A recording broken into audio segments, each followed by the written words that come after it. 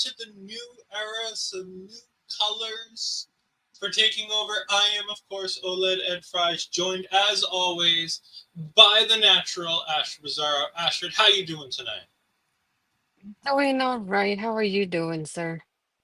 I'm doing good. We get to talk about a show that I was at. We get to talk about a show that I always enjoyed going to. So this is always fun for me getting to talk about wrestling. But more importantly, in the last year or two, I've fallen back in love with independent wrestling. I used to go back in the day when WWE didn't come up here as frequently, and I was younger. I would go and have a good time, and I would see the likes of MJF and Carmelo Hayes and Josh Briggs and people like that who came through the area. Occasionally, in the very early days, apparently I saw Mercedes Monet, because she was just leaving as I was just starting to come in. Mhm. But chaotic wrestling is they call themselves the birthplace of stars. They will talk more about the Pro Wrestling Academy that's attached to this, but it's an offshoot of the Killer Kowalski wrestling school that he used to run in the area. It's a Fry's Day. Mhm. But no, so it's the birthplace of stars because we have such wonderful people like Ivar, Kofi Kingston, Tommaso Ciampa, Mhm.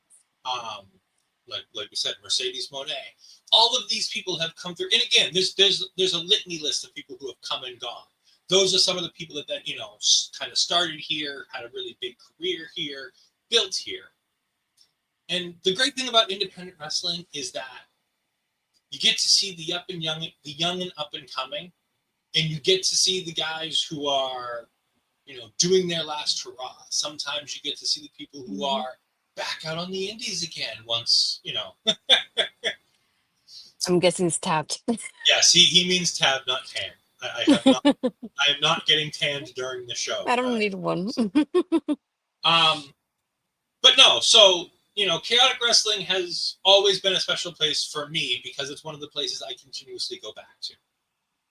The prices are good, the vibe is good. There are other companies that run here, but chaotic constantly runs here, and it's my wrestling home. Mhm. So I was very excited that when we did this, I was like, we can do. How's the food? So the food is good. I don't eat it much because I have stomach issues, so I don't like eating things when I'm at places because I don't like to get up and leave and then have to come back. My buddy Rob got 2 hot dogs and a box of popcorn and only paid $8. So again, affordable. Mhm. Tickets we got were front row corner, and they were $25 a piece. Full bar at this particular venue, so it can get a little rowdy. We'll talk about that later. Mhm.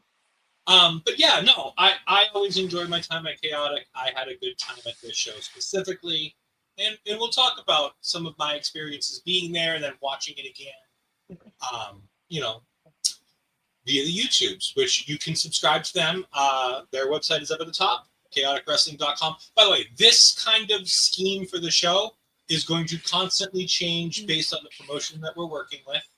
We are always going to have, during the new taking over, the logo of the promotion we're talking about during that show and their website so that you can go ahead and find these places. And hopefully, this will interest all of you to go ahead and find your local independent wrestling promotion. Mhm. Hopefully, it's run by good people because I had a conversation with somebody earlier this week who was like, I'd Mhm. love to go to independent promotions. The only promotion that comes here is run by a scumbag. And I'm like, I'm sorry. Mhm. I can't help you, but I'm sorry.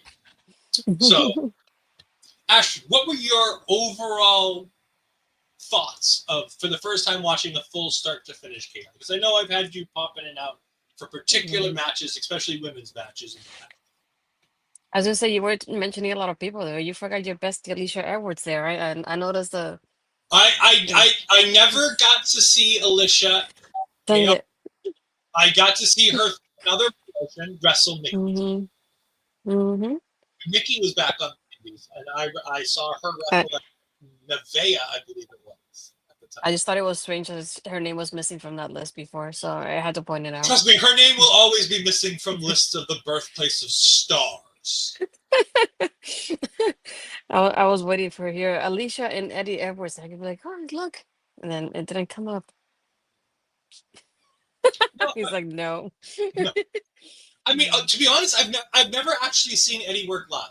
In all the times I've gone to wrestling out here, the Ooh. one person who you'd think I'd seen a bunch of, I've Mm-hmm. never actually gotten to see Eddie Edwards work live. Which is why I'm Mm-hmm. very excited to hopefully get that opportunity if I can get media for Bound for Glory. Cool. No, like you said, this is not particularly like an introduction for me for chaotic because I've seen clips here and there and I see matches here and there, like especially with Shannon, because you send them to me if you told me to watch it when they were live and I will catch a glimpse here and there. But overall, this is the first time I watch it from beginning to end. Exactly. Um, hey, Dale. Aw, we're glad Billy! you're here. Hopefully you're feeling better. Hopefully you're having a Yeah. good day. I know we've been chit-chatting a bit today and it seems like it's a good day, so hopefully it stays that way. Um, but overall, for me, I haven't been to my local indies. Because for me, not only I don't want to say they're far away, but they're like not close to me. The closest thing had always been NXT for me before. But either way, it's one of those things. I still like to support the people that I like, and I especially like to watch him online if I can and support them and retweet and repost and help them out in that sort of way and support them how I can, even at a distance. My first official indie shows, and this is a credit to Millball, was actually LPW when I went to Canada, and then RCW when I went the next day. So ironically, my first indie shows were not even in the US or even in my home state. But so yeah, I was used to like kind of similar how it was here with the show, the intermission, that sort of thing. And to me, what I love the most about it is that how close it is, how intimate it felt, how close you are to the ring and how close you feel to the action. Because I even had the match happening right behind me at LPW when I was there too, as it was happening. So I like that closeness to it that you feel, and that it feels more intimate in that sort of way. And like you said, it's like the fact that usually we're talking about NXT and we talk about the people before they get to the main roster.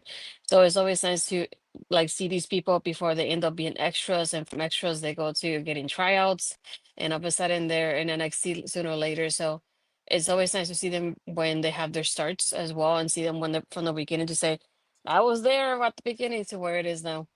Yes, that was my first indie show because I kept looking back and the only shows I have been to were NXT tapings or TNA tapings, TNA pay-per-views, NXT like a takeover. Um, so it had always been NXT or TNA related somehow. I don't think I had ever been to anything smaller than that. Yeah, and But overall, we're gonna work on trying to find you an indie that's a little closer to I'm home. working on it. I'm just waiting for some things to get sorted out so I can hopefully do a little drive out here and there every now and then. Now that I found a couple nearby. So just a matter of that. So hopefully in the near future I'll be able to do it. But yeah, overall this is the first time I watched it from beginning to end. I overall I enjoyed it. I feel like I didn't have any moments that were bad. I was just like in my mind thinking of 3 hours I'm trying to fit it while I'm working and I get interrupted. So it like took me out of the zone for a couple of minutes sometimes. But it just that's a me thing because it obviously, but I don't blame the show for that. But overall I really enjoyed it. Like you said, it's like a good introduction to some people. From others, I just revisiting them like a JT Dunn and a Shannon, for example, and even Richard Holliday, Alex Hammerstone, those were familiar faces to me. So it wasn't all new to me either.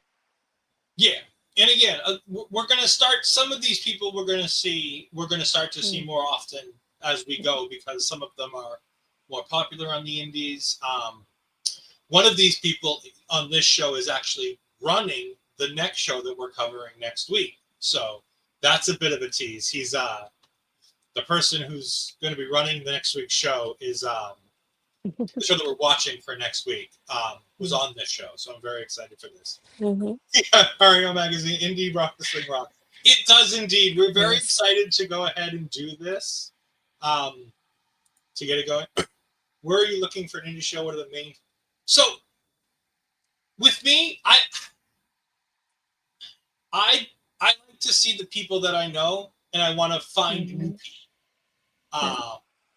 So it's find me somebody that's on the card that I know that I really want to see wrestle again. And then once I'm at a place, I tend to go more often.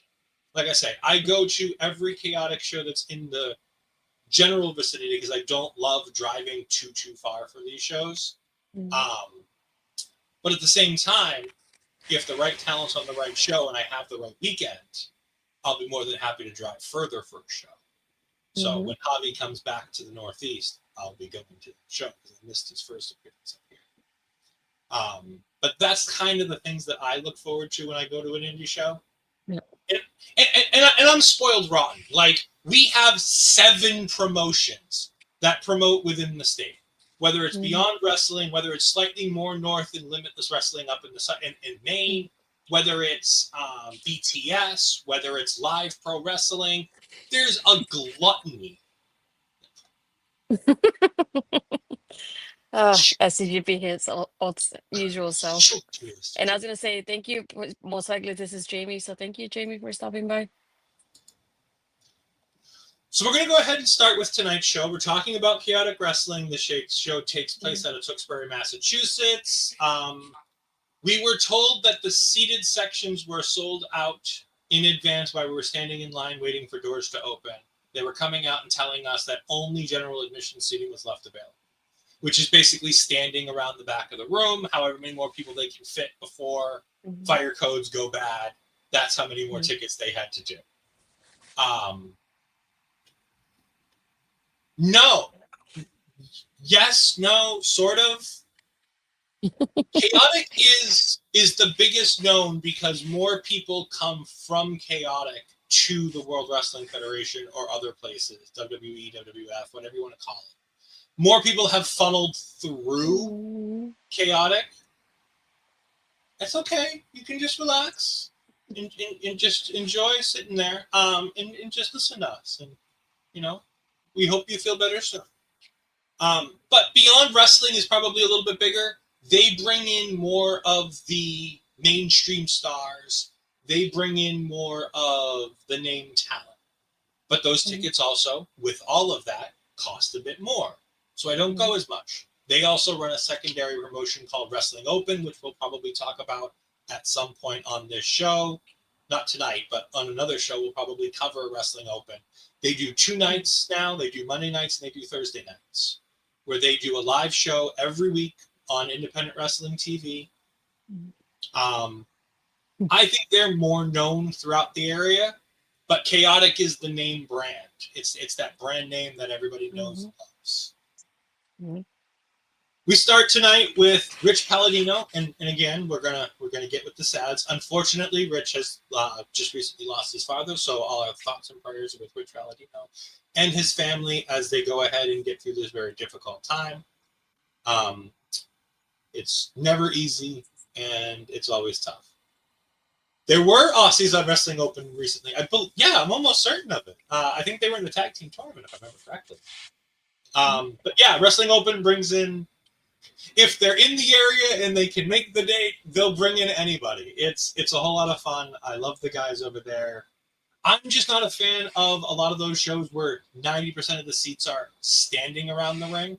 I like having a seat in a guard room. I had wrestlers almost in my lap all night on this show. So my buddy's first show, he was a wrestler magnet, and unfortunately, I was the one who was next to the edge. So. Oh my God, we better clip that because that doesn't sound right. I did almost have wrestlers in my lap a couple of times.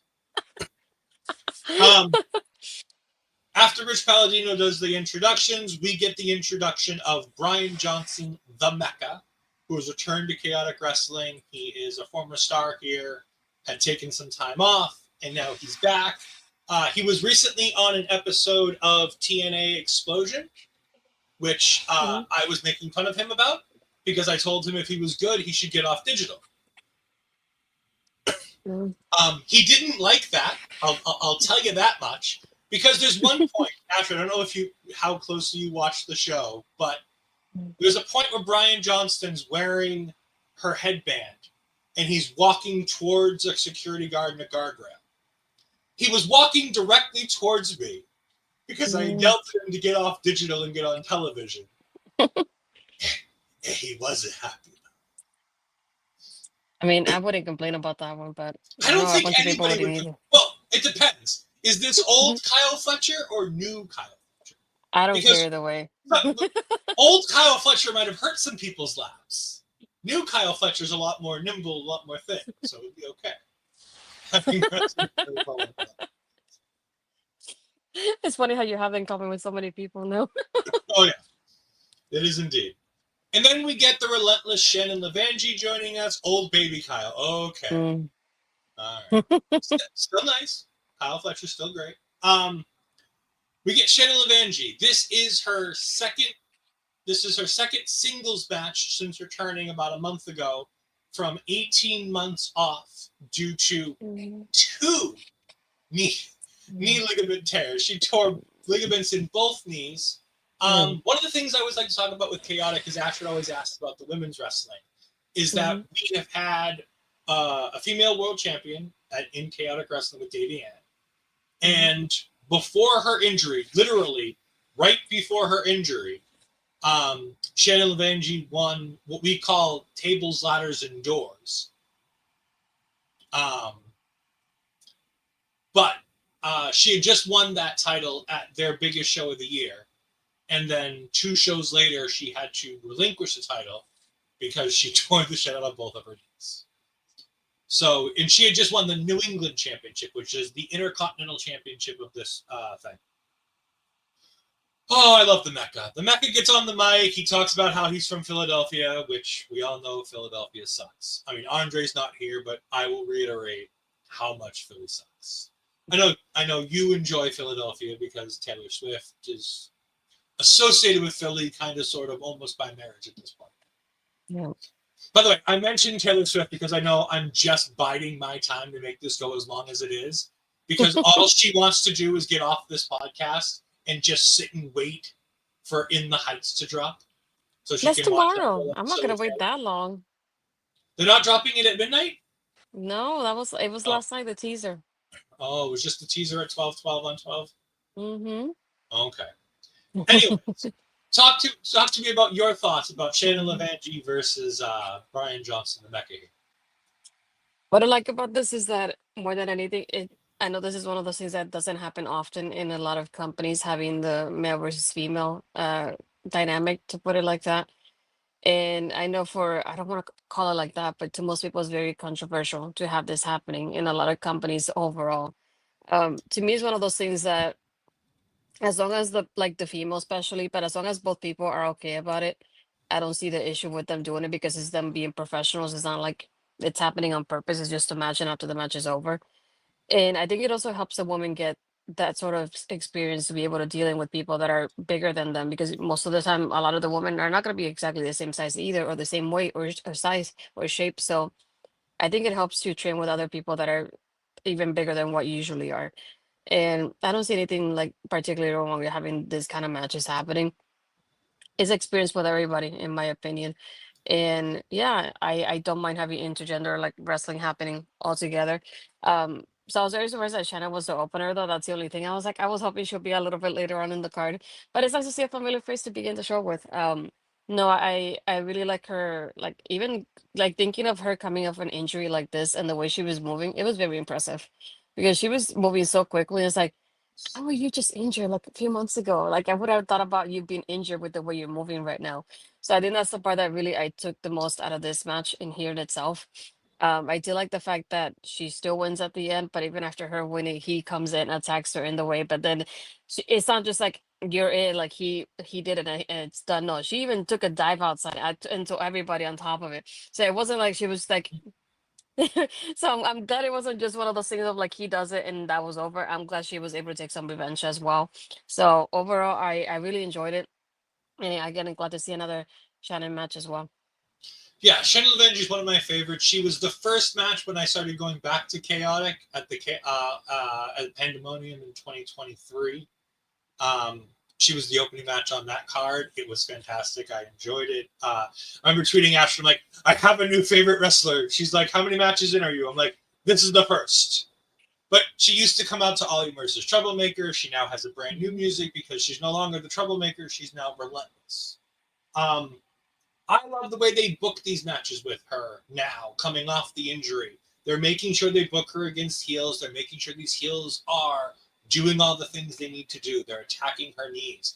Brian did a really good job of going through the knees and really making her knees Mm-hmm. the story of the match and having her climb her way back. And it wasn't too long of a match. It was good enough. Mm-hmm. And the surprise win is always great, especially with the intergender matches, like you say. You know, every now and then having the woman surprise him. She doesn't have to do anything flashy. It doesn't make him look terrible because it makes him look silly, but it doesn't make him look stupid, which is always nice to do. And then, like you said, he gets his heat back almost instantaneously by attacking her. He does the crab on the corner on the ring post. That was fantastic. Mm-hmm. Shannon pushes down Chase Del Monte, who runs the promotion. He is the current owner of Chaotic Wrestling, but he's also the he's the Adam Pearce of this promotion. Like, he's the one who runs it. He's the one who comes out, makes all the matches. He's the one who does all of that. So he gets pushed down. Shannon goes ahead, dives off the top rope, pushes Brian into the crowd right next to me. So I got to laugh at him as security grabbed him and took him away. It was a good time. I really liked this. I was surprised that she got the win based on the promo we cut before the match, talking about how he was going to teach her a lesson. And secondly, because I thought he was going to start to get a push towards the championship, but maybe it's going to be Shannon getting that push towards the championship. So, based on things we see less in the night. How many different indie promotions I have been to? I have been to 4 different indie promotions. 3 in the New England area, 1 when I lived in Wisconsin. That's where I got to see. He was called Dinty Moore then. He's now called the Beer City Bruiser from Ring of Honor. But back then he was Dinty Moore, like the can of beef stew. It was fantastic. Yeah, I briefly lived in Wisconsin for about 2 years. I always forget about that part. Everybody forgets about that part because nothing other than going to independent wrestling shows, nothing really eventful ever happened. No, I always see you as like you're the Boston guy for me. So it's like Yeah. I can never picture you in Wisconsin. It just doesn't fit. It's the same thing except further north and further middle of the country. It's the same thing. Beer and cheese. Yeah. It's beer and cheese versus beer and seafood. It's like me say, yeah, but it's like me saying I live in California. It's a thing you probably don't think about because you're like, nah, no. All right, we move on to the second portion of our evening, which is the Richard Holliday Clinic. I always love a good Richard Holliday segment because I love to yell at this man, but he is ultra talented. He is ultra. He knows exactly what he needs to do to get heel heat, and he did it great here. He talks about the New England Pro Wrestling Academy. He talks about how important it is and how many people that they've trained and how it's the birthplace of the stars. And it's one of the places that once I get myself into shape and I can get down to a certain level, I'm going to take one of their fan days and get in the ring and take some bumps, and run the ropes and do all that kind of fun stuff because they have those like fantasy camp days over there. So I would definitely want to go ahead and take that. We got to see, again, people we haven't seen, enough of because they are recent graduates of of Netwa. It is Omar Lacasa and Cash McGinnis. Astrid, do you have any thoughts on Cash McGinnis or Omar Lacasa? I'm sorry, but those names come from a name generator. That's what it felt like. Oh, you didn't love Omar Lacasa? No. His little hip swivel? Let's just say this is one of those times I'm glad Richard Holliday actually love these guys. Yes, because that's all this was. He was like, I'm going to teach you guys what they don't teach you. And then he hit them with, as he calls it, his signature move. Signature Not a low movie. blow. It is his signature move. Those hips were telling lies. Oh, so Peggy. Well, at least he came at a I good love time this time. Omar. Omar Lacasa's great. He wants to be a star so bad. But we do get to see a star here. Because after low blow, after giving his signature move to both of them, I'm sorry, Mr. Holliday, it is the signature move. It's not a low blow. Out comes Patrick Wheatman. Now, again, the three of them, Omar Lacasa, Cash McGinnis, and Patrick Wheatman, just made their debut not more than 6 weeks ago at the Chaotic Countdown. They're on the Chaotic YouTube channel. They have like a 5-minute video, giving us an introduction to these three gentlemen before they went into their first match. Patrick Wheatman has caught on fire with the Chaotic audience. I don't know why. I don't know why we've gravitated towards him. But he's the one that the fan base has said, you're ours and we're taking you. So he comes out to, as Astrid heard, a pretty loud response when he comes out there and stands up to Richard Holliday. Holliday's like, oh, this will be an easy night. Rich, go ahead and make it official. Me versus Wheatman. This is a fun match. I really like it because Holliday's being the absolute uber jerk that he is throughout the whole thing. Wheatman's getting some offense in here or there, but it's not a lot of offense. It's not great offense. And they use a similar thing to the last match where he gets a kind of a roll-up victory and gets the big win. Holliday loses it. He is not happy. He loses his mind. He beats down this man. He runs to the back. It's great. I love it. It's everything it needs to be. Wheatman gets his first ever singles victory as a professional wrestler. So good for him. It's a night he'll never forget. He beat Richard Holliday. I mean, Richard Holliday's a big name in the industry right now.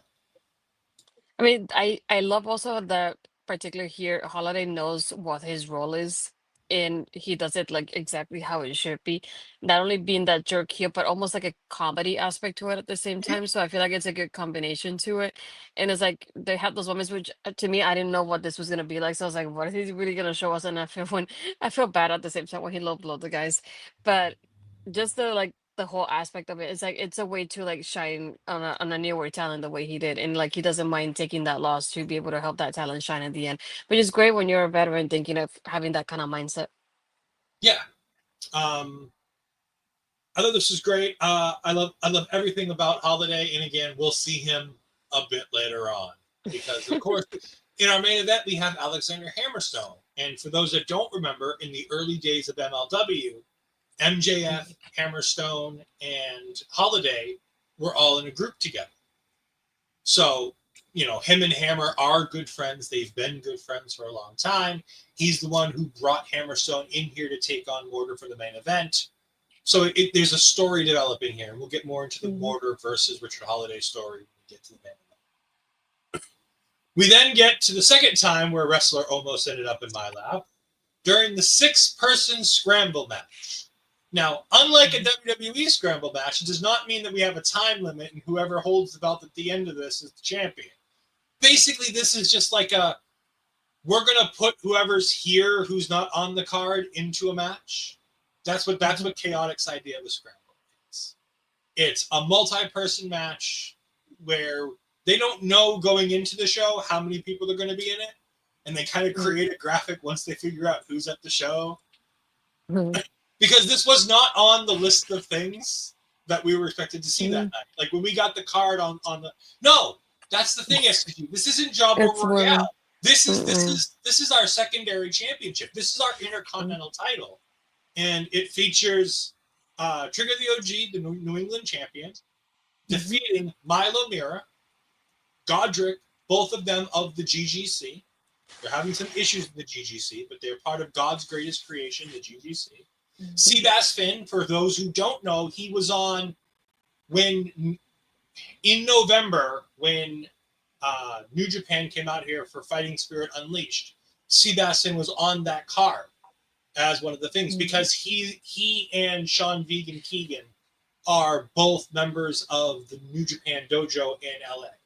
They've both been there to train. They're both part of the New Japan Strong family. They're not necessarily on a lot of those shows, but when they're in the area, they do take part in those shows. We also had Armani Khaos scheduled to be in this. And then the Backstreet Boys music hits, and that only means one thing. The star of episodes 3 and 4 of Dead City, one of the stupid spinoffs from The Walking Dead, Calvin Dumont is here. God, this guy has a punchable fucking face. What were your first thoughts, Astrid, seeing and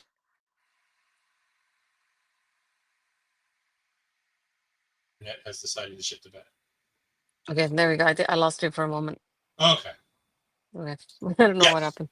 Well, it was indeed. No, it's actually, I believe it's Everybody by the Backstreet Boys. I don't think it's I Want It That Way. Yeah, I don't think it was I Want It. Backstreet Back. But anyways, Astrid, tell me your initial thoughts upon seeing Calvin Dumont.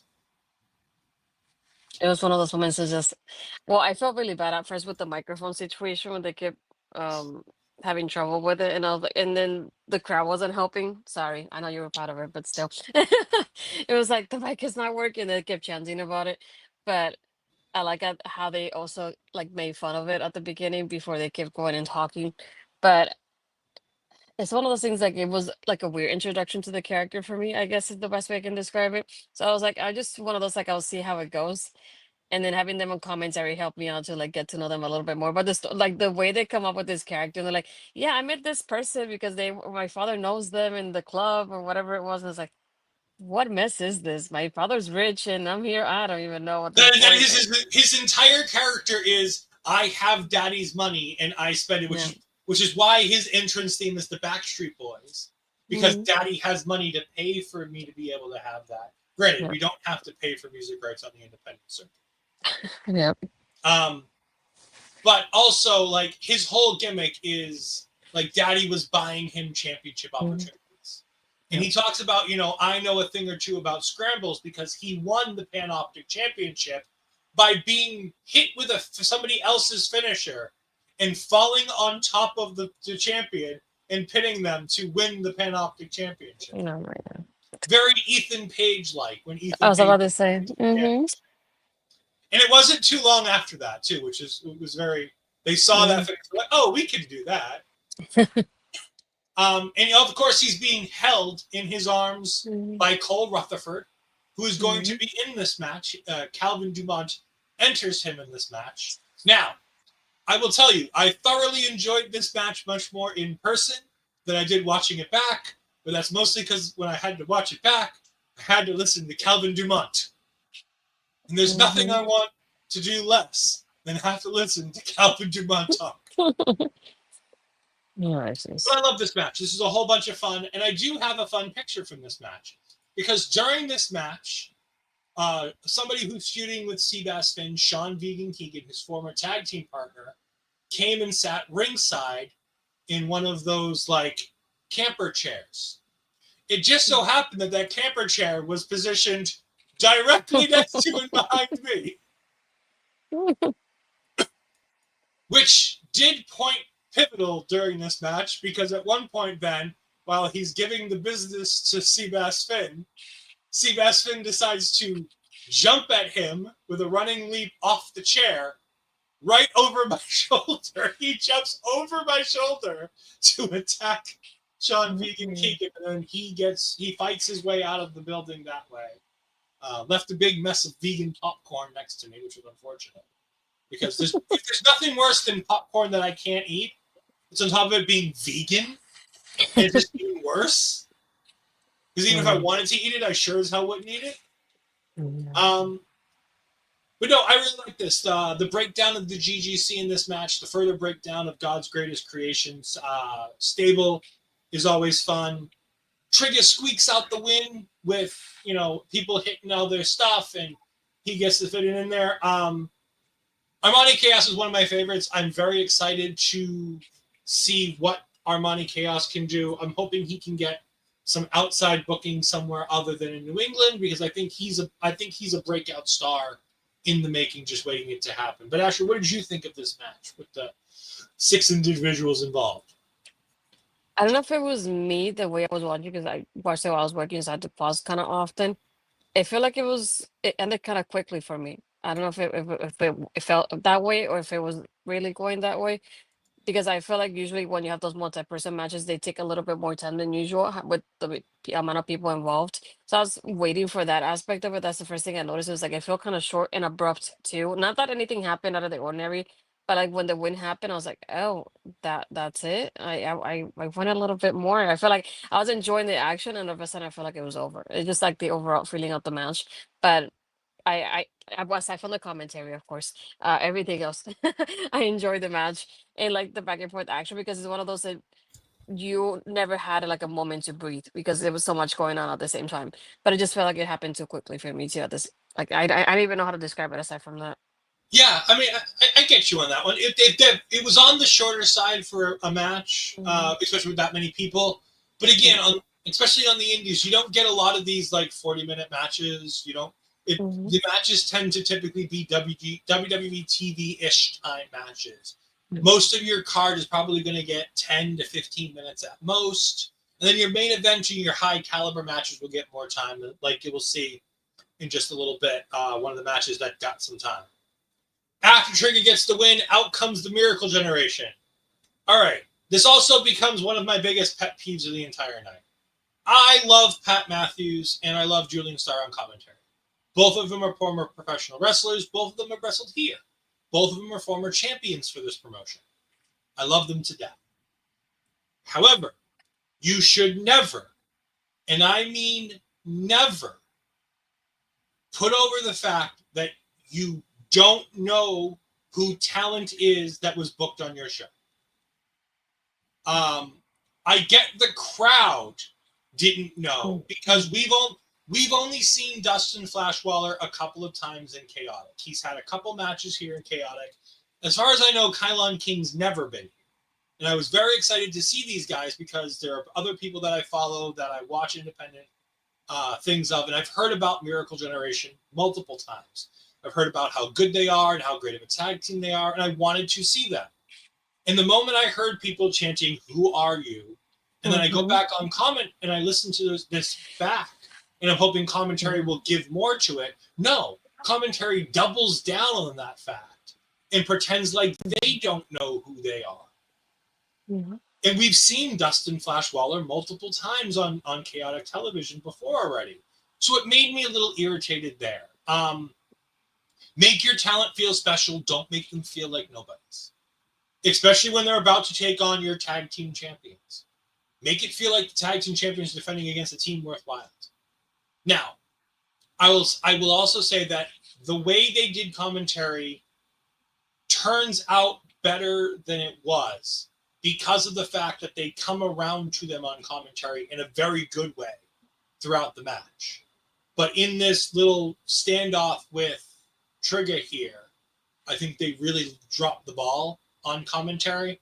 They should be the ones, like a Michael Cole, informing us who these people are, where they've been, what they've done.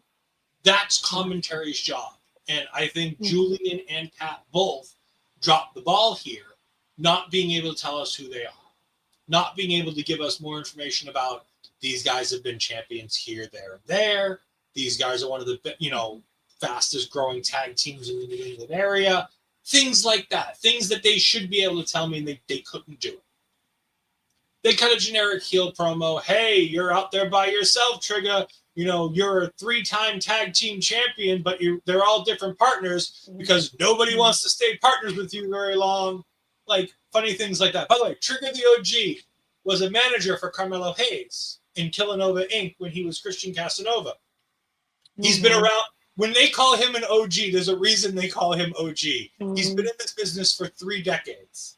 In 3 different decades, he's been wrestling, which basically just means he wrestled at the tail end of the 90s, the 2000s, and the 2010s. Like, he's wrestled in 3 different decades, not he's been wrestling for 30 years. But he's been around for a while. He's not on the young side. He's a bit of an OG. And so he's standing his ground. He's like, you know what? Fine. You're going to come fight me? I'll fight you both. But he's not alone. He's part of a stable. He's part of the unit. And out come JT Dunn and Danny Miles to save him. At that point, once the music starts playing, he's like, come on, you're going to come in, right? And Miracle Generation gets off the apron. They scurry to, the side to get ready. And JT Dunn and the unit make their entrance. Ashley, why don't you go ahead and talk about this tag team match? What did you think of this match? Well, I was gonna ask you about that part. I'm glad you brought it up about the a part of like even the crowd going like, "Who are you?" I'm like, I don't like when they do stuff like that. Yeah.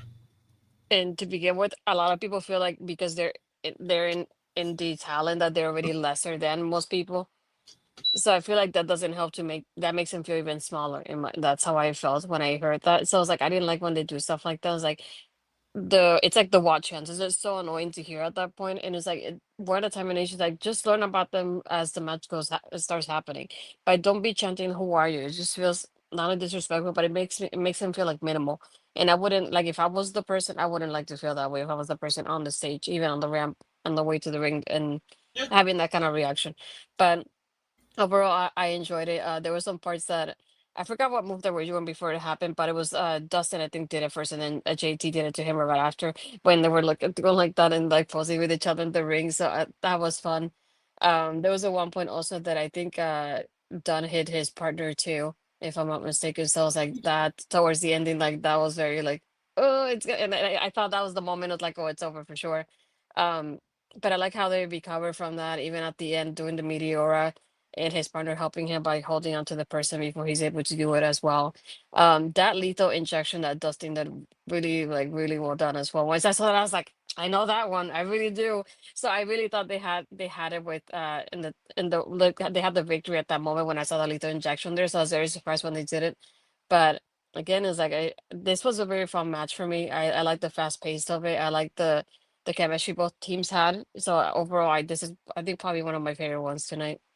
Yeah, this is my match of the night. I love this. The Miracle Generation had me fighting that they were winning the titles multiple times during this match, which I was surprised by. Danny and JT Dunn have a storied history. The unit is a long-running group. It's had multiple members, including Dirty Dango, including Henry Edwards, including Alicia at one point.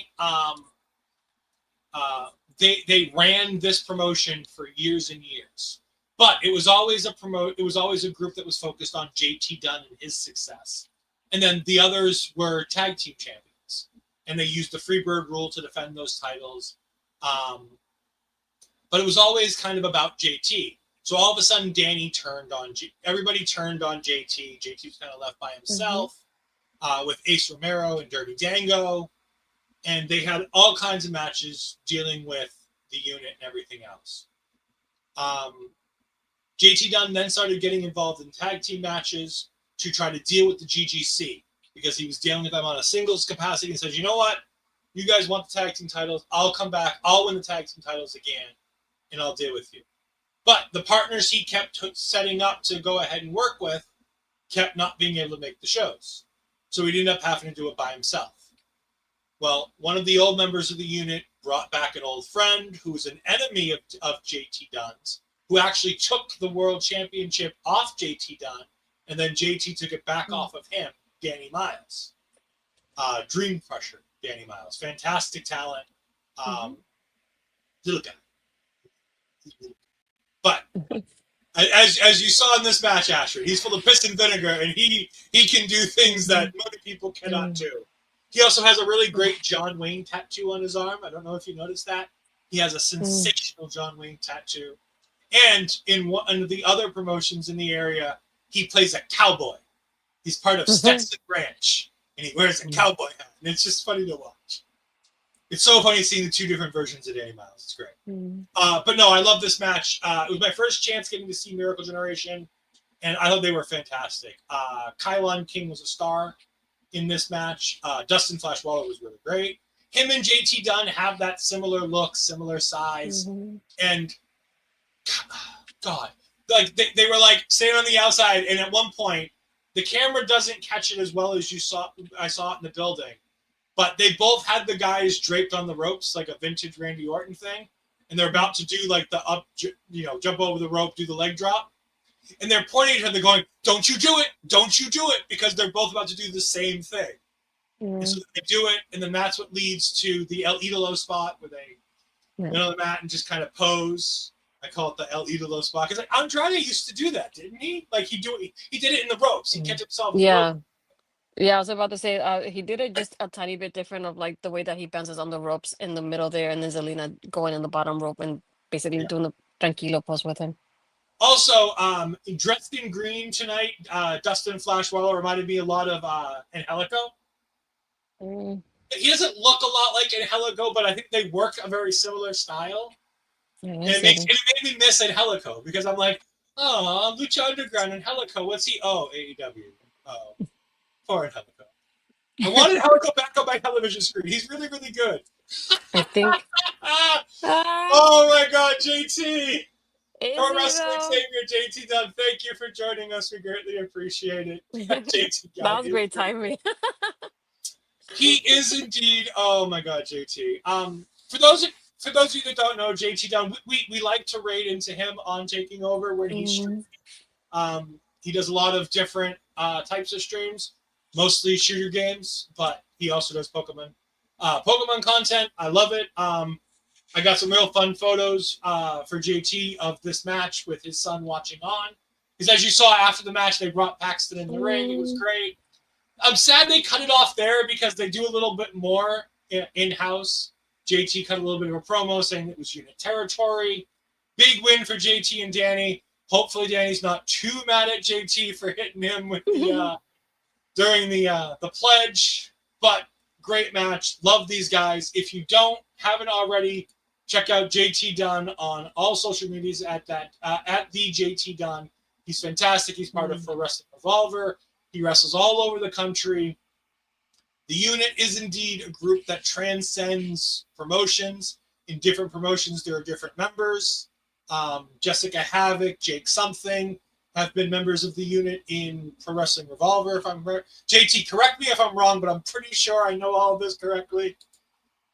Dustin, I steal my moves again. I think we gotta have you and Dustin do a match together, a singles match where you guys just steal each other's movesets for the entire thing. You wrestle as him, he wrestles as you. But this was my match of the night. Like I said, I'm a big fan of JT Dunn. I have been for a while. I'm in his community on Discord. I'm in his community on Twitch. I love throwing his streams on at the end of the night. JT's a great guy. Please go give him a follow.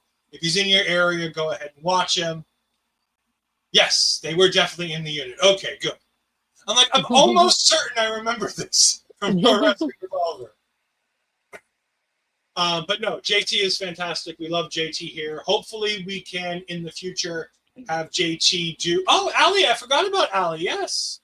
Of course Ali Caps was part of the unit. Shannon was part of the unit during the Civil War. Like we said earlier, Dirty Dango, Alicia Edwards, Eddie Edwards, all kinds of fantastic people. The unit is indeed the best stable in all of independent wrestling. I'll gladly fight people on that one. But this is where we get to our intermission. JT and Danny do indeed get the win. Paxton, there was a moment, JT, you could correct me if I'm wrong. You were trying to get Paxton to hold the championship. Yeah. And just trying to cling to you. Is that what you were trying to do? Because that's what it looked like to me. But it was great. It was so cute. Yes, Paxton is adorable. We love Paxton.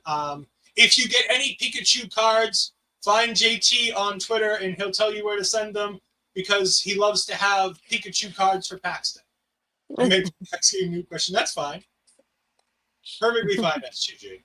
But yes, this is where we get to our 20-minute intermission. JT Dunn really does like to do the intermission match because it seems like every time I go to a chaotic show, the tag team match is indeed what it is. That is what happened. I tried to give him the rub, but he wanted to hurt himself.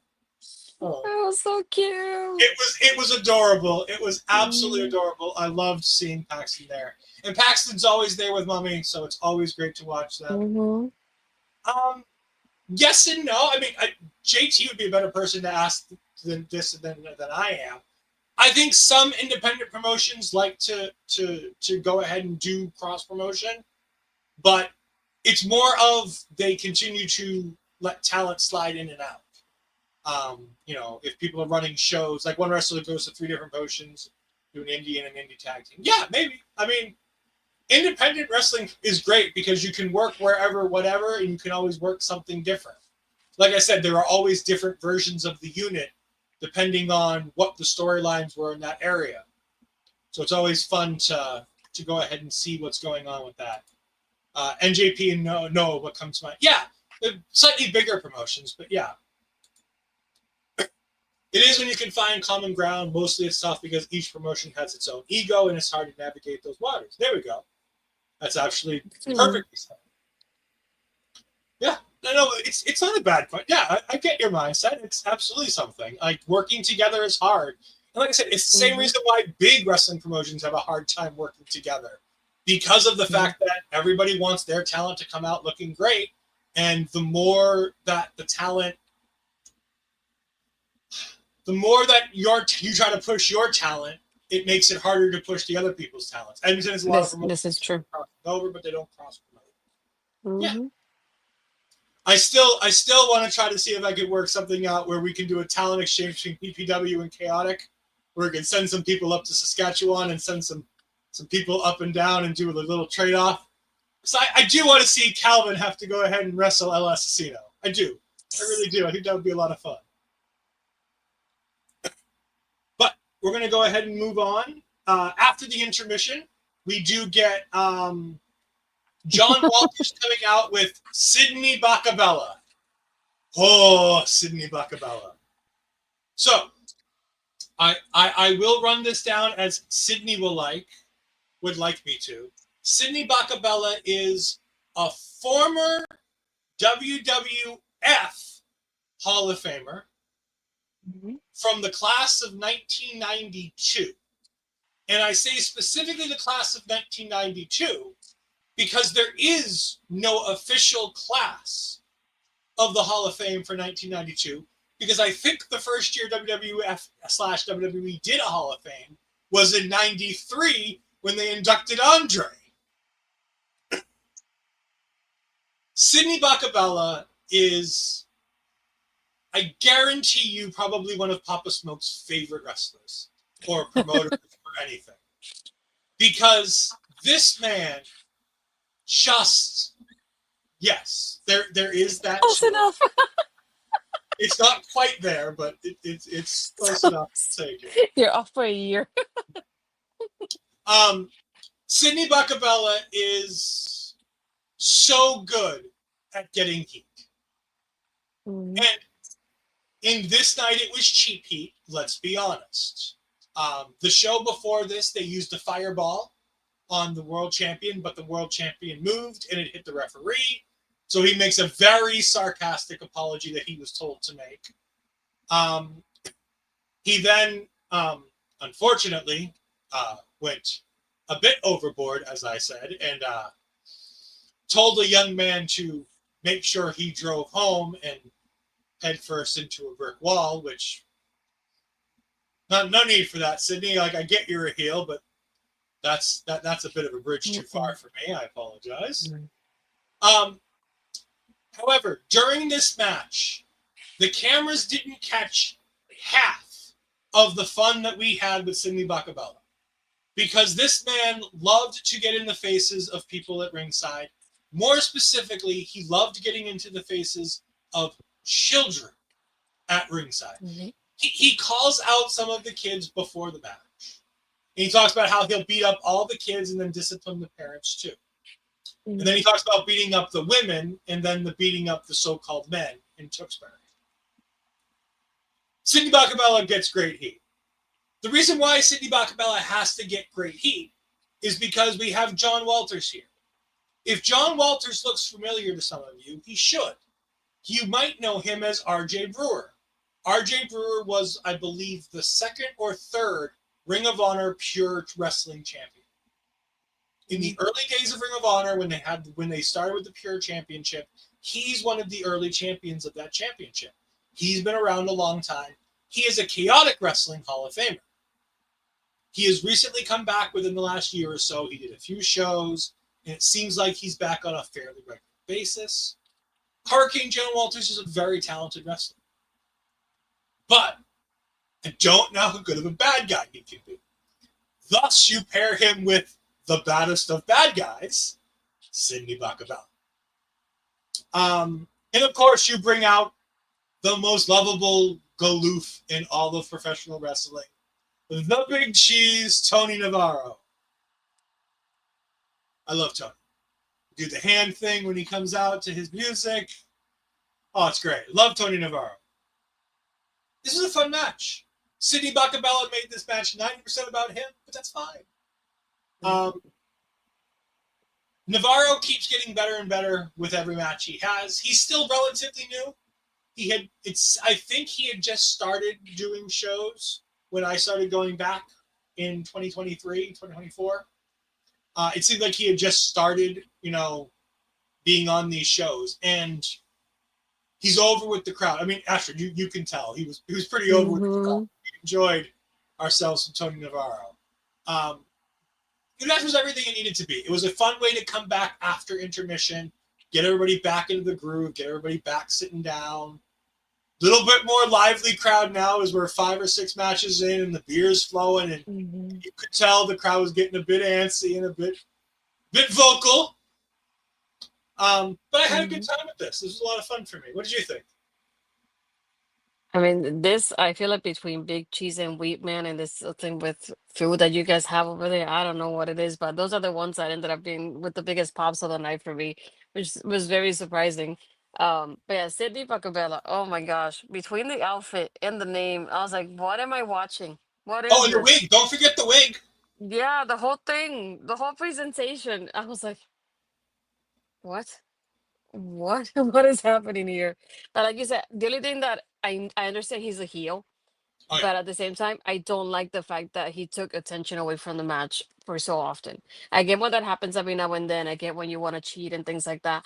But at one point, if the camera is being pointed more at you than at the match, that's when I'm like, I'm not a fan of that. To me, I get every now and then when it happens, but if you're not in the ring, the attention shouldn't be on you as much. And I feel like at this point, it might as well would have been him being in the match because the attention was on him pretty much almost always. But he does great with the way he gets heat from the people, like you said, like everything he was saying to get that kind of attention. And John didn't have to say anything because he just said everything for him at that point. But yeah, I like how Big Cheese is one of those, like, seeing his connection with the crowd. Once he came out, that was it. Look at Sidney over here. Oh gosh. Oh, Sidney. Mm. Sidney Bakabella. I don't know what to call you. You're certainly not my friend.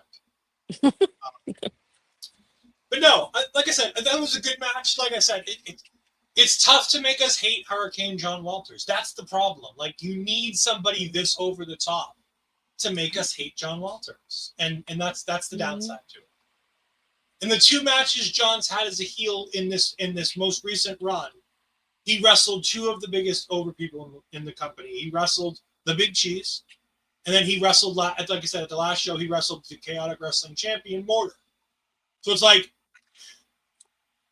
it's gonna be hard to make us not, cheer for those guys. So you'd think it'd be easy, but again, Chaotic Wrestling Hall of Famer, over with the crowd. It is what it is. Speaking of people who need no help getting themselves over and going ahead and being heels in just the right ways, we move to the powers of influence. Jose Zamora, the Spotlight, and DJ Powers. I'm sorry, the undeniable DJ Powers, taking on DJ's real-life girlfriend, Livvah, and storyline now ex-girlfriend, Livvah. Because that's been a thing for about a year now. And her tag team partner, Spike. Before the match, we get Rich Palladino telling us that Spike is going back on excursion again. She's going on international excursion. I'm going to assume that means that she's going back to Japan for Sendai Girls. But it could be anywhere. She could be going on an excursion to Britain. She could be going to Mexico. She could be going Mhm. to Europe in general. Or she could be going back to Japan for somebody different.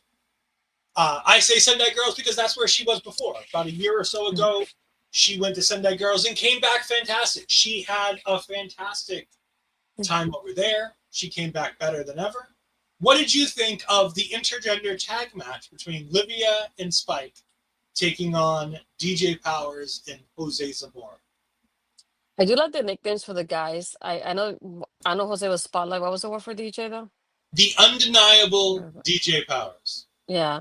So I like the kind of nicknames they pick for themselves here. I do like the aspect that obviously with the name, the powers of influence. I like the fact that they play along with it so well. Especially Jose, because Jose has a tripod with his phone. He has a microphone here, like most most influencers do, and he's getting mic'd up while he's having the match. The tripod being on the ramp, basically, to give everybody a visual. And I like the fact that they even mentioned in commentaries like, oh yeah, if you follow him on TikTok and I think Instagram was the other ones, like, oh, you'll see him like live during the match and he's mic'd up during the match, which I think is just takes it to a whole different level when you think about character wise, how to like basically be that kind of influencer to even do it during the match in itself here. I do like that the girls come up and they have like signs for the guys. I forgot what it said though on it, but I like how they pointed out to them. I can tell you that one. It DJ was the had hair the one. worst tan in professional Oh, wrestling. that's what it was. Uh-huh. I forgot what the other one was. But I like how they like make fun of them to begin with before the match even starts. And like you said, it's like I like that they give us an introduction to the girls and tell us a little bit about their history as well.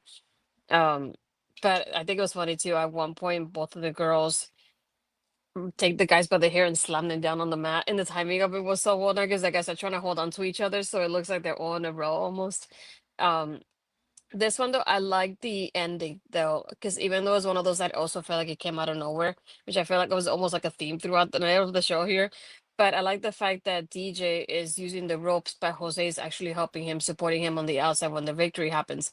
But at first, I thought that the girl getting pinned, I thought she kicked out at first for a moment. So it took me a moment. I was like, oh, I guess it did win it, and I didn't realize that they actually had. But overall, I enjoy the match and I enjoy again having this intergender wrestling here. I think the girls they have fun with it, which is the most important part. But I gotta give props to Powers of Influence for taking that character like above and beyond by being the way they were at ringside. And by the way, if you want to see some of these matches, Jose breaks them down on his YouTube channel at the real Jose Zamora on YouTube. So give him a follow on social media because we did a trivia night with Bobby and Papa Smokes, and Mm-hmm. James Shaw joined us from one of the Australian promotions. And he says that I was talking to Papa Smokes and um, Bobby about Jose, and I'm like this guy's doing this gimmick like he's the first mic'd up wrestler who's a social media influencer. And James goes, "Oh yeah, we've heard of him down here.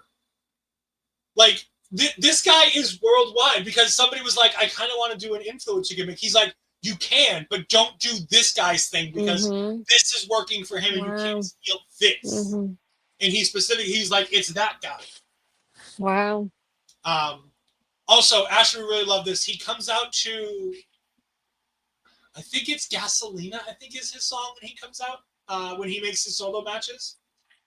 He does. Oh my Oh, goodness. Of it's course it is. it's definitely a Puerto Rican song. Like Yeah. he makes sure like I loved it seeing him wrestle with like in the Puerto Rican weekend on the Mike Santana show.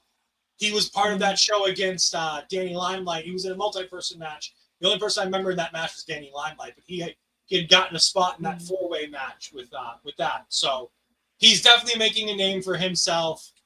No, it's such not a niche character. Like this is as mainstream gets. Like he says like he's constantly talking to the crowd as if he's talking to chat like he's a streamer. Like it's so, like if you watch his videos, he's like, "Hey chat, watch this," and like he'll call out things like thumbnail, and he'll do this. Like he'll make a thumbnail face, like and just freeze frame, so that he can get the picture for his. Like Yeah. he's so fucking creative with this gimmick, and You Yeah, want to that hate him for it, but you got to give him all the credit in the world. exact. He's Yeah, so I'm about to good. say that. It's Yeah. like you. I like his wrestling, but the character where he goes above and beyond for that, and I gotta give him props for that for sure. And it's not because he's Puerto Rican, I can tell you that much. It was before I even knew about it. It was like I was like, oh, I see him with a tripod, and then I see him like with the dangling thing, and all of a sudden they're like, oh yeah, he's mic'd up for the match. I said, there's no freaking way. He's like, oh But yeah, watch him on social media, like you'll see. I was like, that's clever. I like that. because like Logan does it like sort of like the camera and shit like that. Like he'll catch the drone camera and do the phone. Why would Holly has to be lying? She got the Puerto Rican vibe. Uh, but no, I love this match. Livvah is doing fantastic work. She'll be on. She'll be wrestling Chris Statlander in a few weeks at Mm, Americana, Beyond Wrestling's big summer show. So that's a big match for her, I'd imagine. I mean, Chris Statlander, mhm, big name, big match. So she's a second generation mm, superstar. Her father, mm, Edward G. Ecstasy of the One Night Stand. Take that name for what it's worth.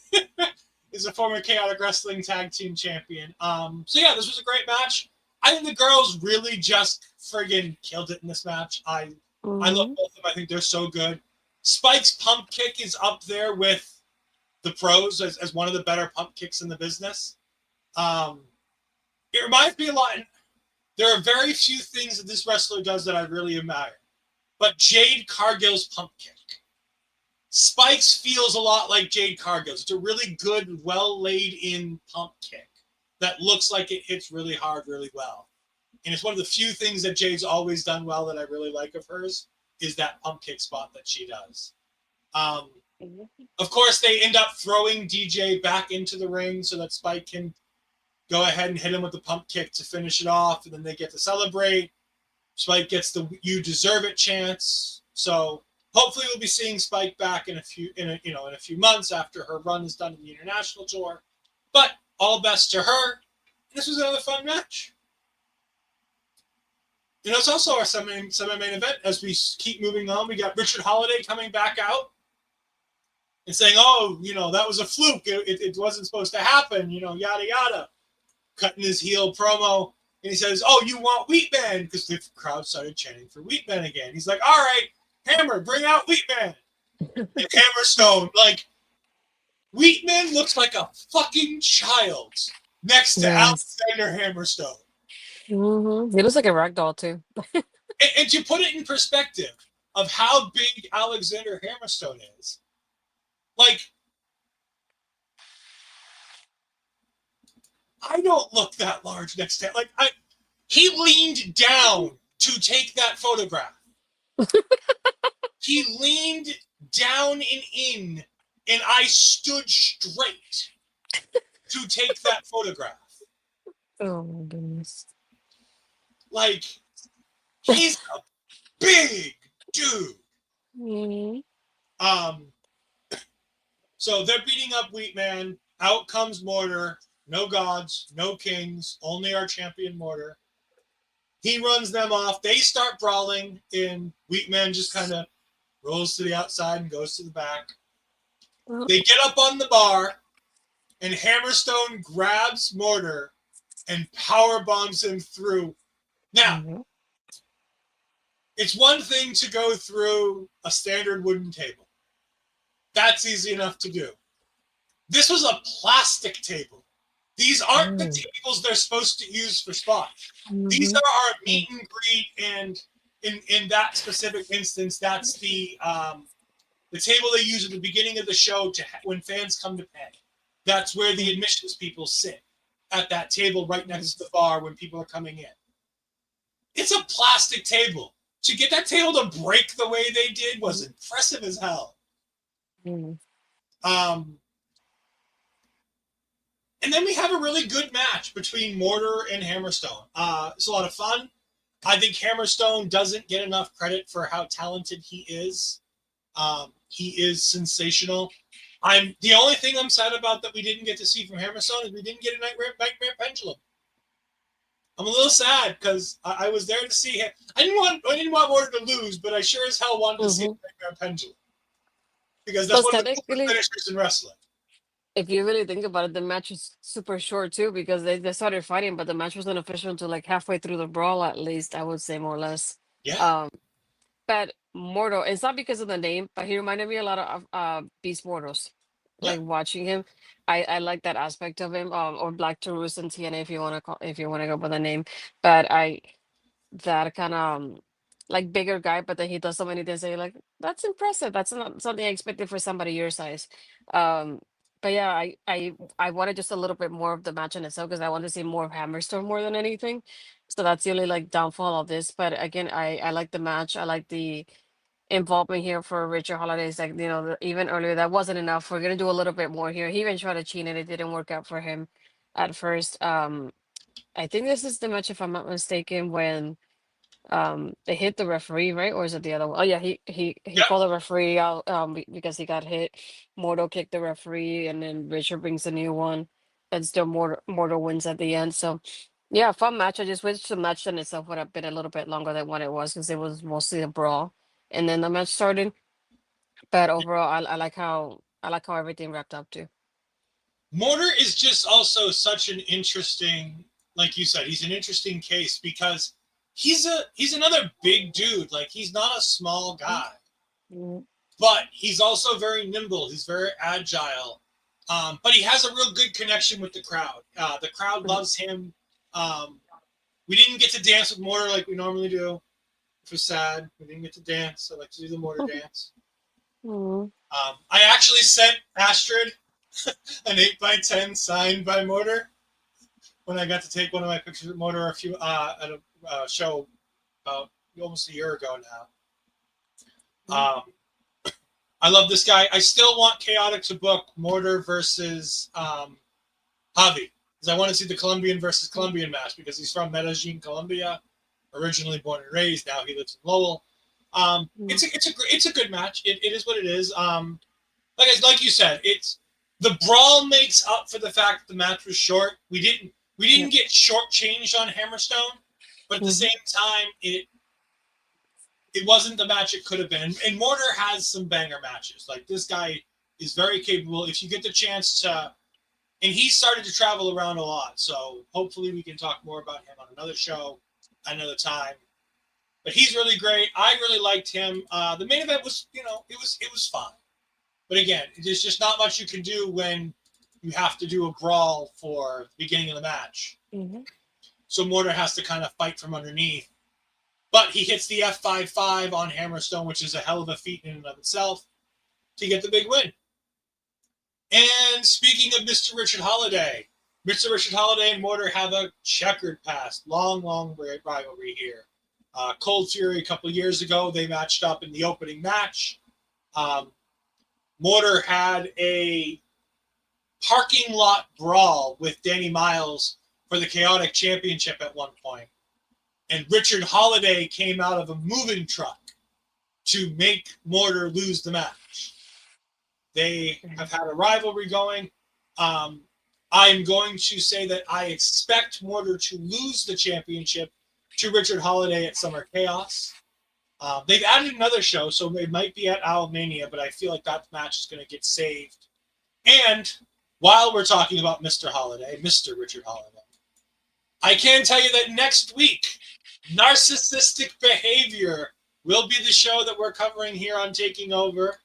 But it won't be me and Astrid covering it. Unfortunately, Astrid has a prior commitment that week. So I've enlisted one of Richard Holliday's biggest fans to come in and talk with me about it. Bobby Munson's going to come in and we're going to do this. If you want to see Narcissistic Behavior, in the description below, as soon as a link is available, I will put it up there.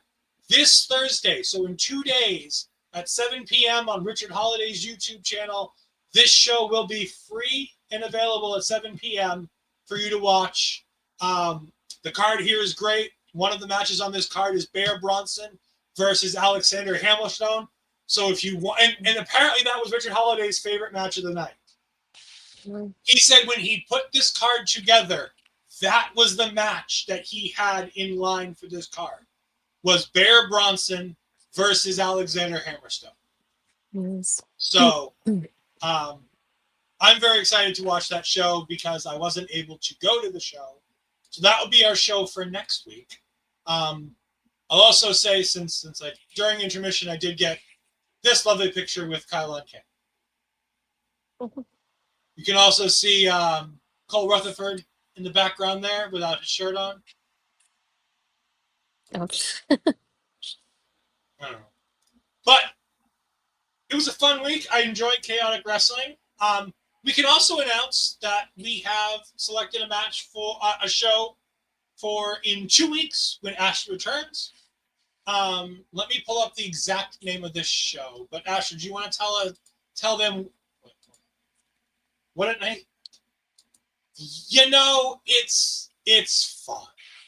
To be honest with you, I had that exact shirt on all day and was gonna do the show in it, and then realized it was the shirt I wore to the show and changed it to this shirt.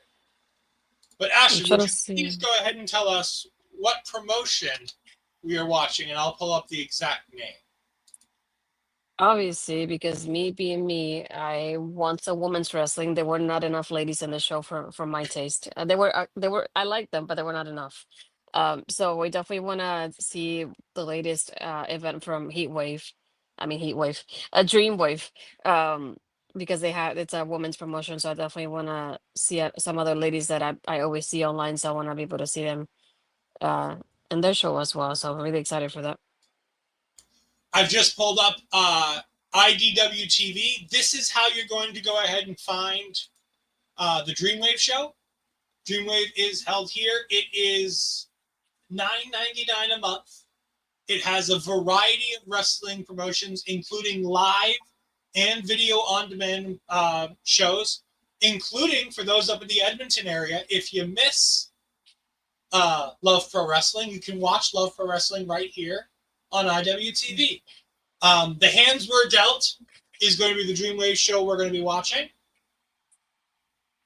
There are men on this show. I did not realize that. I thought Dreamwave was a fully women's promotion, Astrid. I don't think so. Whatever. Well, no, Nick Gage versus Gringo Loco is on this show. Of all people. Donovan Dijak versus Channing Thomas. Maggie Lee. Oh, man. It only looks to be about three women's matches on this show. So, but it's fine. We'll make it. Yeah. Again, we're going to be covering all kinds of different women's wrestling promotions, whether it be Uprising, whether it be Eve, Pro Wrestling Eve, whether it be Shimmer, if we can find a way to watch Shimmer. I know we want to do Bloodsport at one point, I think. There was a bunch of women on the Bloodsport card, including a main event of Natalia versus Masha Slamovich. So that's also another show we could watch. But yes, women's wrestling is fantastic. I am more than happy to watch more of that. So those are the next two shows. Like I said, we're going to bounce between YouTube and IWTV. I have access to IWTV, and it has a plethora of options for us to watch. So it makes it very easy to go ahead and do that.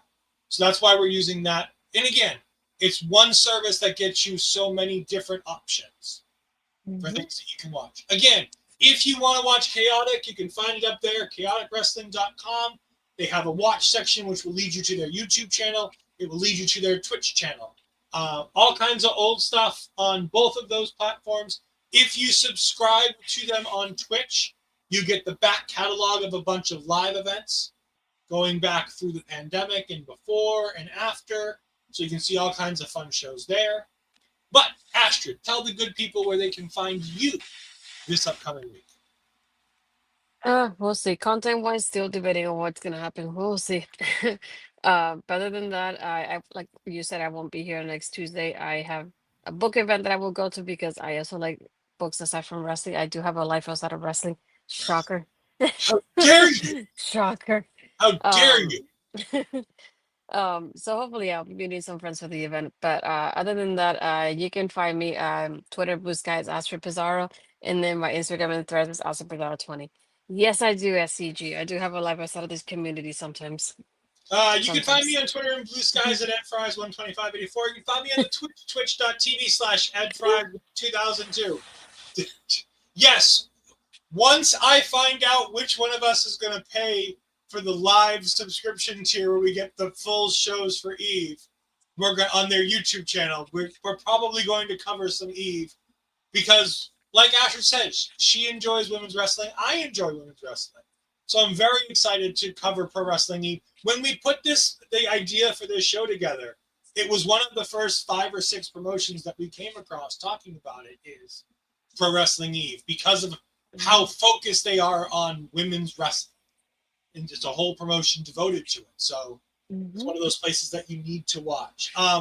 You can catch me tomorrow night. I believe we're doing Marvel Talk Wakanda Eyes Forever. I am doing the Ol'Ed Fantasy Football League.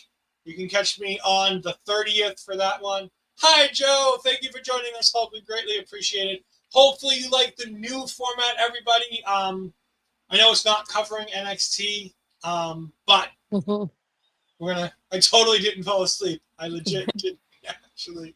I just perked up. You're medicated. It's okay. If you fall asleep, you're medicated. You just had surgery. You're fine. You can recover. Of course, if you want to follow our local establishment, you can follow them at all these wonderful places.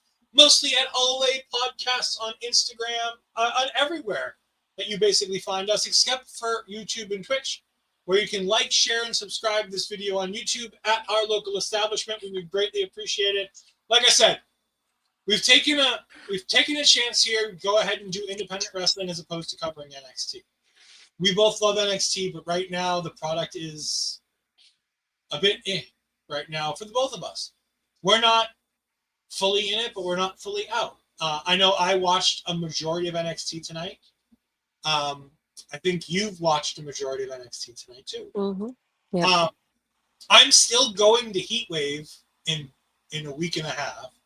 So, it is what it is. But like I said, we just felt like this was the best alternative considering what's being done and the changes that are being made. And it doesn't mean we won't go back to WWE content at some point. But as a platform, our local establishment thought that it would be best to take a break from WWE content. There might be a glimmer of WWE content in the meantime for things that we already had running. So once we figure out what we're doing with those shows, we'll let you know. But we had a couple things left in the bag, so we'll see what happens with that.